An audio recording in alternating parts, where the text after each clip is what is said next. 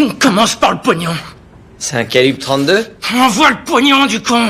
Il est rose. Pas les balles, trou du cul, tu m'envoies ces putains de billets. Karl avait déposé sa candidature à l'Académie militaire de West Point, mais il a été refusé. De surcroît, sa petite amie l'a trahi. Anéanti par ses 2 coups durs, Karl était au fond du gouffre. Voyant la détresse de Karl, son gérant est venu le consoler patiemment. Après les nombreux conseils du gérant, Karl a enfin pu souffler un peu. Mais au moment où Karl s'est rendu au comptoir pour accueillir les clients, un homme est apparu pour braquer le magasin. Sans avoir de moyen d'évacuer sa colère, Karl l'a ignoré, ce qui a mis le braqueur hors de lui. Ce dernier a pointé son pistolet sur Karl pour le menacer à plusieurs reprises. Hors de lui, Karl lui a dit de tirer s'il en avait le courage. T'attends quoi? Vas-y, appuie sur cette putain de gâchette!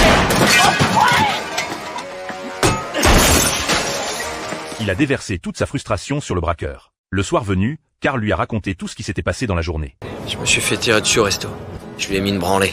Les flics sont venus? Ouais, j'aurais dû lui filer le pognon. Il y avait 120 $ max. Tu vas pas te faire buter pour Captain Bob? J'ai mis sa race au mec parce que j'étais dégoûté que Kelly m'ait plaqué. En plus de la lettre de refus de West Point.